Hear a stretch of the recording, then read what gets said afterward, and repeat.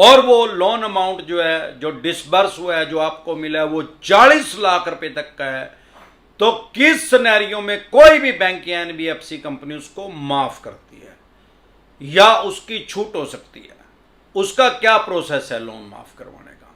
साथियों, अगर आप हमारे साथ नए जुड़े हैं, क्योंकि हजारों आदमी हमारे साथ हर रोज नए जुड़ जाते हैं। अगर आप मुझे फेसबुक पे देख रहे हैं तो हमारा एक चैनल है यूट्यूब पे डिसेंट एडवाइस के नाम से, जिस पे मैं लगभग 1,500 वीडियो डाल चुका हूं लोन से रिलेटेड। आपको या आपके किसी भी 11 प्यारे रिश्तेदार को लोन से रिलेटेड कोई भी दिक्कत परेशानी समस्या अगर आ रही है तो यूट्यूब के सर्च के ऑप्शन में जाके वो प्रॉब्लम लिखें, आगे डिसेंट एडवाइस लिखे, तुरंत प्रभाव से आपकी समस्या का समाधान हो जाएगा। इसके अलावा अगर आप हमारे साथ टेलीफोनिकली जुड़ना चाहते हैं, पर्सनल मीटिंग करना चाहते हैं, फिर आपका लोन 2 करोड़ का है, 5 का है, 25 का, 50 करोड़ का, जितने भी करोड़ का आपके पास आपका लोन है, किसी भी तरह का आपके पास नोटिस आया है, सरफेसी एक्ट 2002 के तहत आया है, 13(2) का आया, 13(4) का आया, सिंबॉलिक पोजेशन का आया, फिजिकल पोजेशन का आया, या 138 नेगोशिएबल इंस्ट्रूमेंट एक्ट 1881 का आया, पेमेंट एंड सेटलमेंट एक्ट 2007 का आया, या आर्बिट्रेशन एंड कंसोलिडेशन एक्ट 1996 का है, या इसके अलावा रिकॉल नोटिस है, या अन्य किसी भी तरह का कोई भी नोटिस आपके पास किसी भी बैंक या एनबीएफसी कंपनी के द्वारा है, अगर आपके पास सरफेसी एक्ट का नोटिस आ रहा है और आप उसको कभी भी हल्के में ना लें, क्योंकि अगर आप उसको हल्के में लेंगे तो आपकी वो प्रॉपर्टी जब्त हो जाएगी, उसकी एक्शन हो जाएगी, बोली हो जाएगी। तुरंत प्रभाव से लीगल एडवाइस लें, नहीं तो बीमारी जब बढ़ जाएगी तो फिर वो ठीक होनी बड़ी मुश्किल हो जाएगी। सरफेसी एक्ट 2002 जो आया है उसने आपके जो राइट्स जो है, आपके अधिकार जो है, उसने खत्म नहीं कर दिए। लेकिन अगर आपको अपने राइट्स और अधिकार पता ही नहीं है फिर तो भाई खत्म ही है। ये तो ऐसे है जैसे लोन की कैंसर बोलता हूं मैं इसको, जब कैंसर फर्स्ट स्टेज में है तो उसको रोको यार, दवाई से मेडिसिन से वो ठीक हो सकती है। अगर उसको इग्नोर करा वो बढ़ती जाएगी, जब वो थर्ड स्टेज में चली जाएगी तो फिर उसका सिर्फ और सिर्फ इलाज ऑपरेशन है। ऑपरेशन में भी जरूरी नहीं है कि वो आदमी बचेगा या नहीं बचेगा। ऐसे ही जब आपका लोन थर्ड स्टेज में चला जाएगा तो वो जरूरी नहीं है कि वो बचेगा या नहीं बचेगा। हाँ, फर्स्ट स्टेज में आप डॉक्टर के पास जाएंगे तो स्वाभाविक बात है पूरे चांस है उसमें बचाव होने के। साथियों, आप हमारे साथ टेलीफोनिकली जुड़ना चाहते हैं, पर्सनल मीटिंग करना चाहते हैं, लोन से रिलेटेड जो भी आपके पास डॉक्यूमेंट्स है वो सभी लेके आप मेरे से पर्सनली मीटिंग कर सकते हैं, पर्सनली एडवाइस ले सकते हैं, टेलीफोनिकली भी एडवाइस ले सकते हैं। इसका क्या प्रोसेस है हमारे साथ जुड़ने का? आपकी स्क्रीन पे कमेंट बॉक्स के अंदर एक नंबर आया हुआ है 9306347314। इस नंबर को सेव करके व्हाट्सएप मैसेज करें, तुरंत प्रभाव से रिप्लाई आएगा कि कैसे आप हमारे साथ टेलीफोनिकली जुड़ सकते हैं, पर्सनल मीटिंग कर सकते हैं। साथियों, सारा प्रोसेस जानने से पहले सबसे पहले हम ये समझेंगे कि लोन के प्रकार कितने हैं, कितने तरह के लोन होते हैं। अगर हम अपने देश की बात करें या सारी दुनिया की भी अगर हम बात करें तो सारी दुनिया के अंदर सिर्फ 2 तरह के लोन होते हैं। वैसे तो लोग कहेंगे यार 50 तरह के लोन होते हैं, 100 तरह के, 150 तरह के लोन है, लेकिन जो बेसिक प्रिंसिपल है वो कभी नहीं बदलता। बेसिक हमेशा 2 तरह के लोन है, एक अनसिक्योर लोन, एक सिक्योर लोन। दुनिया के किसी भी कोने में जाके अगर आप लोन लेंगे तो आपको सबसे सस्ता ROI, rate of interest, home loan के ऊपर मिलेगा, और सबसे महंगा ROI क्रेडिट कार्ड के ऊपर मिलेगा, जो कि क्रेडिट कार्ड में जाल में लोगों को फंसाया जा रहा है। सारी दुनिया के अंदर ट्रैप चला हुआ है। 60% तक ये ब्याज लेते हैं मिनिमम अमाउंट के नाम से, और अगर वो टाइम पे ना दिया जाए तो ब्याज पेनल्टी जुर्माना लगाकर उसको 160% भी कर देते हैं। अब अनसिक्योर लोन में कौन कौन से लोन आते हैं? Credit card, personal loan, business loan, education loan, दोनों तरह का होता है। अगर आपने कोई सिक्योरिटी रख दी तो वो सिक्योर लोन हो गया, अदरवाइज वो अनसिक्योर लोन हो गया। बहुत से आदमी कहते हैं कि सर मैंने तो बिजनेस लोन लिया या पर्सनल लोन लिया, मैंने चेक दिया है और चेक देने से मेरा सिक्योर लोन हो गया, भाई चेक दे दिया। अरे भैया, चेक देने से कभी भी सिक्योर लोन नहीं होता, वो अनसिक्योर ही रहेगा। उन्होंने एज ए सिक्योरिटी चेक आपसे लिया है ताकि वो आपको फ्यूचर में परेशान और हरास कर सके। अगर आपने चेक दिया है तो आपके ऊपर 138 का चेक बाउंस का केस अदर स्टेट में कर देंगे, आपके घर से 1000 किलोमीटर दूर जाके कर देंगे। मुंबई में रहते हैं तो दिल्ली कर देंगे, दिल्ली में रहते हैं तो गुजरात कर देंगे, गुजरात में रहते हैं तो दिल्ली कर देंगे, या फिर कलकत्ता कर देंगे, आपके घर से कम 1000 किलोमीटर दूर कर देंगे। सिक्योर लोन हमेशा वो होता है जिसमें आपने अपनी कोई प्रॉपर्टी, एसेट या कोई अपना कीमती सामान किसी भी बैंक या एनबीएफसी कंपनी के पास रहन कर दिया, गिरवी रख दिया, भाई अगर मैंने पैसे नहीं दिए तो आप इसकी ऑक्शन करके, सेल करके, बोली करके इसका अपना पैसा रिकवर कर लेना, उसको सिक्योर लोन बोलते हैं।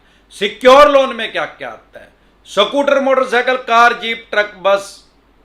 अब लोग कहते हैं सर ये तो व्हीकल लोन है, भाई हम तो इसको चला ही रहे हैं, आरसी भी हमारे पास ही है, तो ये सिक्योर कैसे हो गया?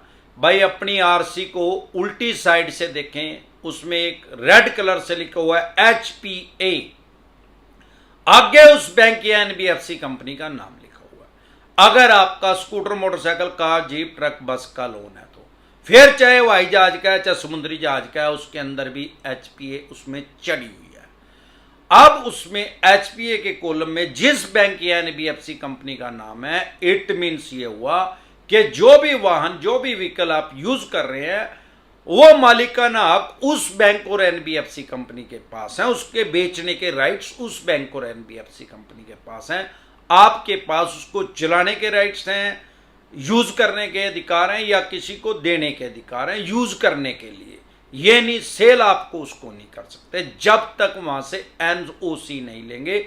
नो ऑब्जेक्शन सर्टिफिकेट लेने के बाद आपको आरटीओ ऑफिस में वो दोबारा जमा करवानी पड़ेगी, फिर वो HPA का कॉलम तो उसमें रहेगा, लेकिन उस बैंक और एनबीएफसी कंपनी का नाम हट जाएगा और आपके पास पूरा मालिकाना हक आ जाएगा। अगर आप कोई मकान, दुकान, जमीन जायदाद, फैक्ट्री, कारखाने का लोन ले रहे हैं तो स्वाभाविक बात है कि वो आपकी रजिस्ट्री वहां पे रख रहे हैं, ओरिजिनल डॉक्यूमेंट्स आपके वहां रखे हैं, उसमें भी मालिकाना हक बैंक और एनबीएफसी कंपनी के पास है। आपके पास उसमें रहने का हक है, रेंट पे देने का हक है, बाकी सारे राइट्स आपके पास है, लेकिन उसको सेल करने का अधिकार आपके पास नहीं है। इसके अलावा सिक्योर लोन में गोल्ड लोन, अरे गोल्ड लोन तो यार सबसे फुद्दू लोन है, तो गोल्ड उसके पास रख ही दिया। अगर स्कूटर, मोटरसाइकिल, कार, जीप है, उसको तो हम चला तो रहे हैं ना, HPA चढ़ रही है। होम लोन है, फैक्ट्री का है, कारखाने का है, वो कागज उसके पास रखे हैं, मौके पे तो हम का भी जाए, कब्जा तो हमारे पे है। कब्जा सच्चा, झगड़ा झूठा। अरे गोल्ड लोन अगर ले लिया तो गोल्ड ही उनके पास रख दिया यार, कब्जा ही उनको दे दिया पहले ही, अपनी चीज का जो एसेट है, जो कीमती सामान है उनको दे दिया। उसमें उनको कोई दिक्कत परेशानी नहीं आती, उसको ऑक्शन करने में, सेल करने में, उसकी बोली करने में, तुरंत प्रभाव से उसको कर देते हैं जब वो NPA में डालने के बाद, अगर आप उनका पैसा नहीं देते तो। अब साथियों, दो तरह के बेसिक लोन हो गए जो कि सारी दुनिया में मिलते हैं और सारी दुनिया में रिवाज चल रहा है। ब्रिटिश काल से बैंकिंग हो रही है, ऐसा नहीं है कि अभी हो रही है, क्योंकि जो 138 नेगोशिएबल इंस्ट्रूमेंट एक्ट 1881 है, ये 1881 में बना है। आज से 141 साल पहले एक कानून बना है, तो इसका मतलब अवस्थाविष्कार की जननी है, उस टाइम इसकी जरूरत पड़ी होगी। 107 साल तक ये सिविल का केस रहा। 1988 में इसको क्राइम की श्रेणी में भी डाल दिया गया, लेकिन सिर्फ क्रिमिनल केस नहीं हुआ, सिविल का भी रह गया और क्रिमिनल का भी रह गया, दोनों तरह की तासीर इसकी होगी।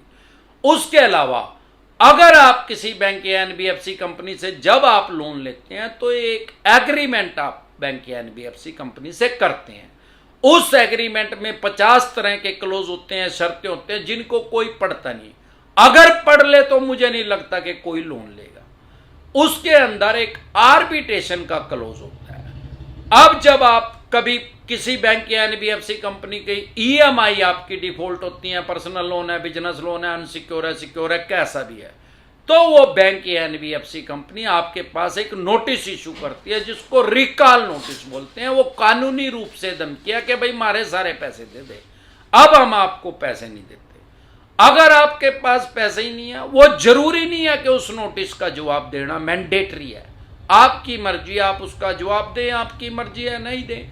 अगर आप उसका जवाब दे भी देंगे तो वो जो एडवोकेट है वो उसको मानेगा थोड़ी। वैसे भी 99% जो नोटिस आपके पास आते हैं, वो चवन्नी छापी फेक नोटिस भेजते हैं। जब आपकी ईएमआई डिफॉल्ट होती है तो आपका फोन को वो कंप्यूटर को ऑटो रिमाइंडर पे लगा देते हैं, एक दिन में 25 बार तो कंप्यूटर ही फोन कर देते हैं। और चवन्नी छापी भी लगा रखी है, वो खून चूस लेते हैं लोगों को, आप मानसिक परेशानी में, डिप्रेशन में डाल देते हैं। लोगों को क्रिमिनल घोषित कर दिया इन भिखमंगों ने, अपराधी घोषित कर दिया इन्होंने। लोन की ईएमआई डिफॉल्ट होना क्राइम की श्रेणी में नहीं है, ना ही तो लोन लेना क्राइम की श्रेणी में है, ना ही ईएमआई डिफॉल्ट होना क्राइम की श्रेणी में है। अगर लोन लेना ईएमआई और लोन लेना क्राइम की श्रेणी में है, कंसीडर किया जाएगा, तो सारे बैंक और एनबीएफसी कंपनियों को सबसे पहले जेल में भेज दो। जब लेना क्राइम है तो देना भी तो क्राइम है भाई। कोई स्मैक खरीद रहा है, अफीम खरीद रहा है, भुक्खी गांजा खरीद रहा है, वो क्राइम है। अरे जो खरीद रहा है वो क्रिमिनल है, तो बेचने वाला कैसे सिविलियन हो गया? वो भी तो क्रिमिनल है। फिर यहां तक आम और खास आदमी, अगर आप हमारे साथ पुराने जुड़े हैं तो आपको पता है, आपके पास पैसे हैं तो इनके पैसे दे दें, नहीं पैसे हैं तो फिर राहु केतु ग्रह तो क्या करेगा, साक्षात शनिदेव भी धरती पे आके आपकी पुंजड़ नहीं पाड़ सकता। यह तो सुद्धा ही कुछ नहीं है, चवन्नी छाप यार। 2 लोन डिफॉल्ट हो गए, 5 हो गए, 25 हो गए। अगर आपके 25 लोन भी डिफॉल्ट हो गए, सबकी 5-5 ईएमआई भी डिफॉल्ट होगी, ये तब भी ये क्राइम में कंसीडर नहीं होता। ईएमआई डिफॉल्ट होने पे आपके खिलाफ कोई कानूनी कार्रवाई नहीं हो सकती, कोई आपकी एफआईआर लॉन्च नहीं हो सकती सारे देश के किसी थाने, पुलिस स्टेशन, चौकी में। ना ही कोई पुलिस वाला आपके घर आ सकता है, फैक्ट्री कारखाने में आ सकता है, ना ही कोई पुलिस वाला आपके पास फोन कर सकता है। अगर कोई ऐसा फोन आ रहा है तो समझ लो चवन्नी छाप है, वही पुलिस का रोल कर रहा है। ये चवन्नी छाप ही लोगों को हाई कोर्ट का वकील बन के डराते हैं, 30,000 हाई कोर्ट का वकील बन के डराते हैं, क्राइम ब्रांच के इंस्पेक्टर बन के लोगों को डराते हैं। और आजकल इन्होंने चवन्नी छापी भी लगा ली है, जो कि वुमेन सेल की इंस्पेक्टर बन के लोगों को परेशान और हरास कर रही हैं।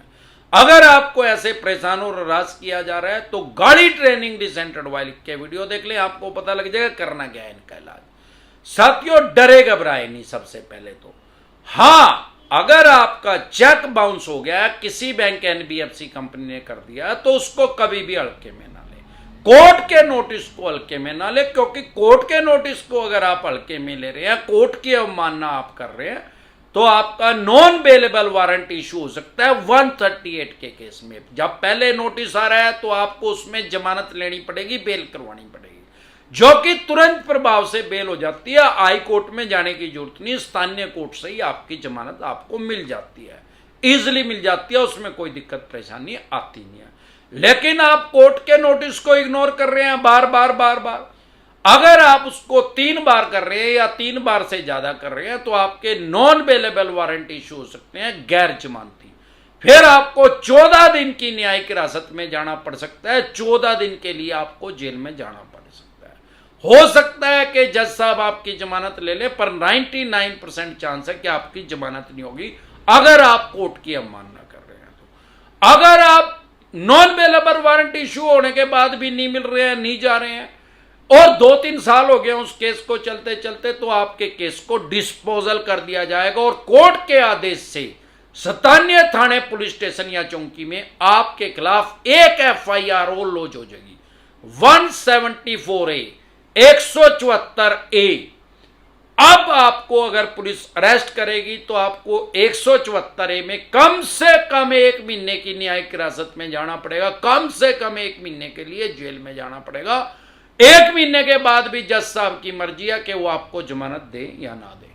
अब क्या होगा, आपने कोर्ट की अवमानना करी, अब आपके ऊपर 2 केस रजिस्टर्ड हो गए कोर्ट में। एक तो सबसे पहले 138 का उस बैंक को एनबीएफसी कंपनी ने करवाया था, वो आप उसको कंसिडर ही नहीं कर रहे हैं, आप उसको कोर्ट की अवमानना कर रहे हैं, जमानत ही नहीं करवा रहे हैं, बेल ही नहीं करवा रहे हैं, वहां जा ही नहीं रहे हैं। अब एक आपने खुद से अपने ऊपर करवा लिया, अब 2 केस आपके ऊपर चलेंगे, 2 बार आपको जमानत करवानी पड़ेगी, 2 बार आपकी तारीखें लगे करेंगी। तो कोर्ट की कभी भी अवमानना ना करें। यह जरूरी नहीं है कि कोर्ट आपको पनिशमेंट, जेल की सजाई देगी। हो सकता है आपको फाइनेंशियल, आपका ऊपर पेनल्टी लगा दी जाए, जुर्माना लगा दिया जाए, वो जज साहब की मर्जी है। और बहुत से गवर्नमेंट एम्प्लॉयज भी हमारे पास आते हैं, वो कहते हैं कि सर इसमें वैसे तो 2 साल तक की सजा का प्रावधान है या 100% तक पेनल्टी जज साहब लगा सकते हैं। 100% का मतलब 100 गुना नहीं, 5 लाख का चेक है तो 10 लाख तक जज साहब बोल सकते हैं कि इसको दे बैंक एनबीएफसी कंपनी को, या 6 महीने, साल, 1.5 साल, 2 साल तक की सजा, मैक्सिमम 2 साल तक की सजा हो सकती है।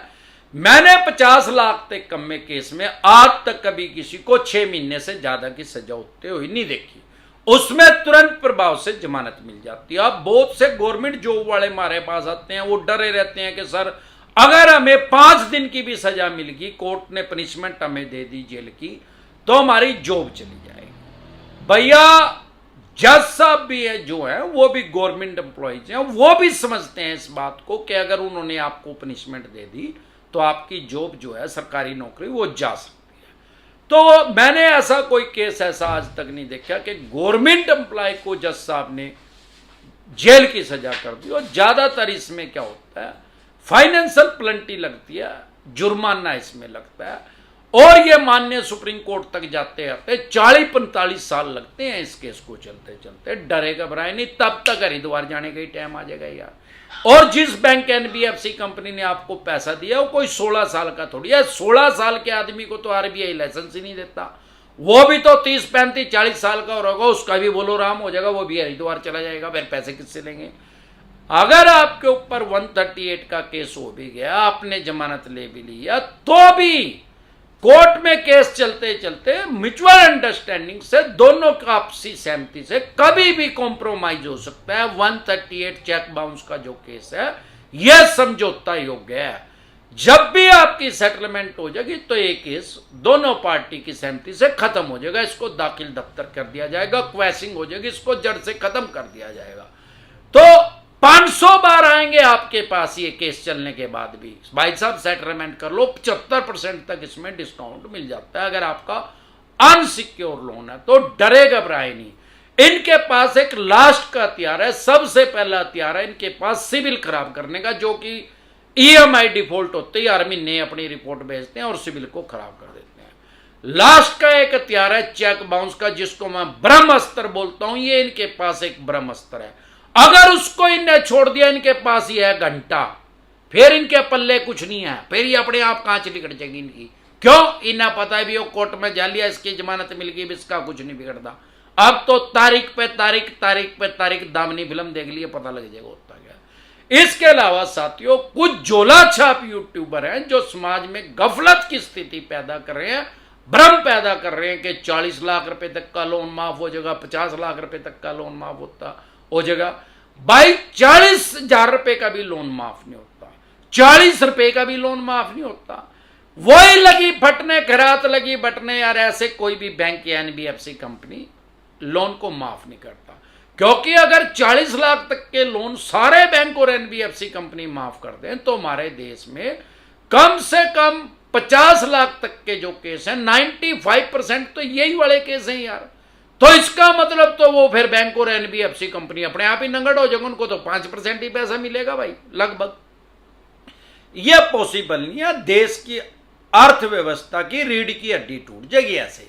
फिर तो क्या होगा, बैंक डूब जाएंगे भाई, जिसको करोड़ रुपए पड़े हैं उसको 5 लाख रुपए मिलेंगे, क्योंकि आरबीआई की गाइडलाइंस है कोई भी बैंक की जब डूब जाएगा तो उसको 5 लाख रुपए मिलेंगे। अगर 5 लाख रुपए से कम है, 50,000 है तो 85,000 मिलेंगे, और 1 करोड़ है तो 5 ही लाख मिलेंगे, चाहे 5 करोड़ है चाहे 500 करोड़ है, मिलेंगे 5 लाख रुपए ही। तो ये पॉसिबल नहीं है। हाँ, आम जो आदमी है वो सोचता है कि मेरा लोन माफ हो गया। अगर आपका किसी भी तरह का कोई सिक्योर लोन है तो उसको ऋण सुरक्षा करते हैं, लोन सिक्योर करते हैं उसको। ज्यादातर ये पॉलिसी लोगों को देते नहीं है। अगर आपका कोई सिक्योर लोन है, कल को हैप्पी बर्थडे हो गया तो ये पैसा नहीं देंगे आपके परिवार को, उसको लोन को माफ नहीं करेंगे। जो आम आदमी कहता है माफ, वो उसको बोलते हैं इंश्योरेंस की भाषा में क्लेम सेटल हो गया, वो क्लेम नहीं देंगे। ये कहेंगे पॉलिसी तो थी नहीं। अरे पॉलिसी हो रही है भाई, अभी जिनते हो हमारी वीडियो देख रहे हो, तुरंत प्रभाव से मंडे को जाके अपनी पॉलिसी लो इनसे। नहीं दे रहे हैं तो IRDAI में इनकी शिकायत कर दो, insurance regulator development authority of India में। इनको नानी याद आ जाएगी, कहां चली कट जाएगी इनकी। और आप चाहे तो उस पॉलिसी को कैंसिल भी कर सकते हैं, 15 दिन का फ्री लुक पीरियड है। अब आपको हो गए जी मेरा तो लोन 5 साल हो गए, अरे चाहे 15 साल हो गए लोन को चले हुए, जिस दिन पॉलिसी बॉन्ड हमारे हाथ में आएगा उस दिन से 15 दिन स्टार्ट होंगे। वो 15 साल कोई मायने नहीं रखते जब इन्होंने मार को पॉलिसी बॉन्ड ही नहीं दिया। तो कुछ आदमी जो है, जो समझदार हैं, बैंकिंग को समझते हैं, इंश्योरेंस को समझते हैं, और उन्होंने वो पॉलिसी बॉन्ड ले रखा है, और भगवान ना करे उनकी डेथ हो गया तो उनको जो वो क्लेम है वो सेटल हो गया उनका, उसकी वजह से वो लोन खत्म हो गया और उनकी रजिस्ट्री उसके जो लीगल आयर है, उनका जो उत्तराधिकारी है, उनको दे दी गई है। अब वो सोचते हैं कि लोन माफ हो गया, सामान्य बोलचाल की भाषा में उसको ये समझते हैं, या कोई भी बैंक या एनबीएफसी कंपनी लोन को राइट ऑफ करते हैं, ज्यादातर छोटे लोन को 50-60 हजार, लाख, 1.5 लाख रुपए, 2 लाख रुपए तक। अब कुछ बैंक एनबीएफसी कंपनी के लिए तो 20,000 भी ज्यादा है और कुछ के लिए 2 लाख रुपए भी कम है, क्योंकि सबकी पॉलिसी अलग अलग है। अब सवाल यह आता है कि राइट ऑफ का मतलब क्या है? राइट ऑफ का मतलब यह है कि ये अपने लेजर में से, अकाउंट में से, बही खाते में से उसको हटा देते हैं, अपने उसको क्लीन कर लेते हैं और उसको बट्टे खाते में बोलते हैं, बैंकिंग की भाषा में उसको बट्टे खाते में डाल देते हैं, भाई ये पैसा तो मर गया। फिर उस लोन को किसी छोटे बैंक या एनबीएफसी कंपनी को बेच देते हैं, कबाड़ी के रेट में उसको बेच देते हैं, भाई आपसे 2 लाख रुपए लेने थे उसको 30-40 हजार रुपए में बेच देते हैं, मैक्सिमम, नहीं तो हो सके 20,000 में बेच दें, 10-15-20% पे उसको बेच देते हैं। फिर वो वहां के चवन्नी चाप आपके पीछे लग जाते हैं। तो डरे घबराए नहीं, आप अपने राइट्स और अधिकार जाने। जब आपको आपके राइट्स और अधिकार पता लग जाएगा तो आपका डर खत्म हो जाएगा। अगर आप हमारे साथ पुराने जुड़े हुए हैं तो स्वाभाविक बात है कि आपको डर नहीं लग रहा होगा, क्योंकि आपको अपने राइट्स पता लग गए हैं। चवन्नी छापों से डरने की जरूरत नहीं। हाँ, 138 का नोटिस आ रहा है, उसको कभी हल्के में न ले। आपका कोई प्रॉपर्टी का लोन है, मकान, दुकान, फैक्ट्री, कारखाने, फ्लैट का, किसी चीज का, और आपके पास सरफेसी एक्ट का नोटिस आ रहा है, उसको भी कभी भी हल्के में ना ले। आपका 2 करोड़ का लोन है, 5 का है, 25 का, 50 करोड़ का है, जितने भी करोड़ का लोन है, आपके पास किसी भी तरह का नोटिस आ रहा है, सरफेसी एक्ट 2002 का तहत आ रहा है, 13(2) का रहा है, 13(4) का रहा है, सिंबॉलिक पोजीशन का रहा है, फिजिकल पोजीशन का रहा है, डीएम साहब का नोटिस आ रहा है, 138 नेगोशिएबल इंस्ट्रूमेंट एक्ट 1881 का रहा है, पेमेंट एंड सेटलमेंट एक्ट 2007 का रहा है, या आर्बिट्रेशन एंड कंसोलिडेशन एक्ट 1996 का रहा है, या रिकॉल नोटिस आ रहा है, या इसके अलावा किसी भी तरह का कोई भी नोटिस किसी भी बैंक या एनबीएफसी कंपनी के द्वारा आपके पास आ रहा है, तो आप वो सभी लीगल जो आपके डॉक्यूमेंट्स है या जो भी लोन से रिलेटेड आपके पास डॉक्यूमेंट्स है, वो सभी लेके आप मेरे से पर्सनली मीटिंग कर सकते हैं, पर्सनली एडवाइस ले सकते हैं, निंजा टेक्निक सीख सकते हैं इनसे बचने की, या टेलीफोनिकली भी एडवाइस ले सकते हैं। उसका क्या प्रोसेस है, आपकी स्क्रीन पे कमेंट बॉक्स के अंदर नंबर आया हुआ है 9306347314। इस नंबर को सेव करके व्हाट्सएप मैसेज करें, तुरंत प्रभाव से रिप्लाई आएगा कि कैसे आप हमारे साथ टेलीफोनिकली जुड़ सकते हैं या पर्सनल मीटिंग कर सकते हैं। एक बार जोर से मिलकर नारा लगाएंगे, जय ससुराल वालों की।